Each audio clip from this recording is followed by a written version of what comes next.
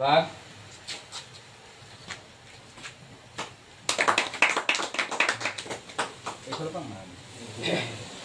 এটি ফুলৰ পুলি আৰু এখনি আমি কবচ বুলিয়ে ধৰিছোঁ ডাঙৰীয়াক আদৰণি জনাইছোঁ। শ্ৰীযুত নৃপেন কেওট মাননীয় জ্যেষ্ঠ সাংবাদিক তথা অসম চৰকাৰৰ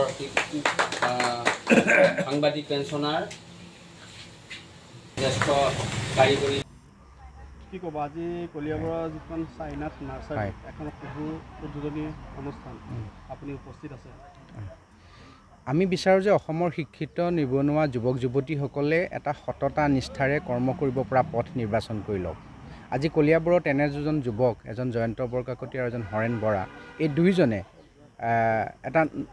এখন নতুন নাৰ্চাৰী খুলি পেলাই আত্মনিৰ্ভৰশীল অসমৰ যাত্ৰাটোত এটা নতুন বিশেষ আৰম্ভণি কৰিছে। মই ভাবোঁ ইয়াত বহু দুষ্প্ৰাপ্য ফল মূলৰ লগতে ঔষধিযুক্ত গছৰ পুলিও আছে। তাৰ বাহিৰে আমাৰ শোভাবৰ্ধন কৰিব পৰা বহুত পুলি আছে।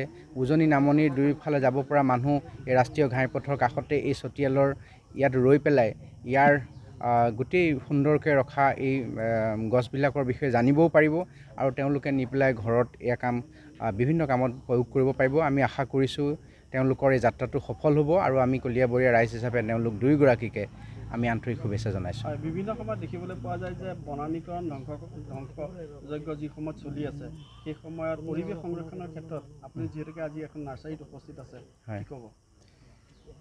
চাওক, সেইটো এটা সামগ্ৰিক বিষয়। আমাক এতিয়া গৰমৰ উৎকট গৰমে কেনেকৈ মানুহক দহিছে দেখিছে। ৰাইজ আগতকৈ যথেষ্ট সচেতন হৈছে। এসময়ত কিছুমান বিভাগৰ ফালৰ পৰা সেই কামবিলাক কৰা হৈছে। আজিকালি ৰাইজে নিজেই সেই কাম হাতত তুলি লৈছে। খালি আমি গছপুলিটো ৰোৱাৰ পিছত সেইটো সংৰক্ষণ আৰু ডাঙৰ হোৱালৈকে এটা দায়িত্ব কিন্তু আমি সকলোৱে ল'ব লাগিব। নল'লে আমাৰ গছপুলিসমূহ এটা নিৰ্দিষ্ট দিৱসত ৰোৱা হয় আৰু এটা ভালদৰে প্ৰচাৰ হয়, পৰৱৰ্তী সময়ত গৈ আমি দেখোঁ যে সেই গছপুলিটো মৰি যায় বা গৰু ছাগলীয়ে খাই পেলায়। সেইকাৰণে এই কথাটোত আমি খুব গুৰুত্ব দিব লাগিব যে গছপুলিটো অন্ততঃ জীয়াই ৰখাৰ ক্ষেত্ৰত ডাঙৰ হোৱালৈকে আমি দায়িত্ব পালন কৰিব লাগিব। গোলকীয় উষ্ণতাই অনাগত দিনত আমাক আৰু প্ৰত্যাহ্বান আনিব। সেই প্ৰত্যাহ্বান নেওচিবলৈ শংকৰদেৱ গুৰুজনাই কৈ যোৱা এক বৃক্ষ দশ পুত্ৰ সম, সেই বাণীৰে আমি আগবাঢ়িব লাগিব। নাৰ্চাৰীৰ লগতে জড়িত এটা প্ৰশ্ন আছে আপোনাৰ ওচৰত, যিহেতু গছ কাটিব নালাগে, নুৰিলেই হ'ল, কথাটো কিমান দূৰ আপুনি? যাদৱ পায়েং ডাঙৰীয়াই সেই কথাটো কৈছে। আমাৰ অৰণ্য মাধৱ বা আমি যাৰ প্ৰকৃতিৰ এগৰাকী প্ৰবাদ পুৰুষ, তেওঁ সঠিক কথা কৈছে। কিন্তু কিছুমান উন্নয়নমূলক কামৰ কাৰণে গছ কটা হয়, উপায় নাই কাৰণে কাটিব লাগে। ঘৰতো গৃহস্থই কাটে, চৰকাৰীভাৱেও কাটিবলগীয়া হয়। কিন্তু এজোপা গছ কটাৰ বিপৰীতে 10জোপা গছ লগাব লাগিব, সেইটোৱে হ'ল মূল নিয়ম।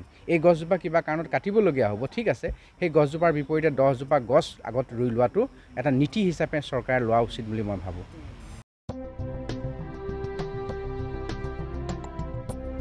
গৰু, গাহৰি, হাঁহ, ছাগলী, কুকুৰা আদিৰ বাবে জনপ্ৰিয় দানাৰ নামটোৱেই হ'ল বিয়ম। বিয়ম এই অসমৰ উদ্যোগ, গতিকে বিতৰকসকলে অতি শীঘ্ৰেই বিয়ম উদ্যোগৰ লগত যোগাযোগ কৰক।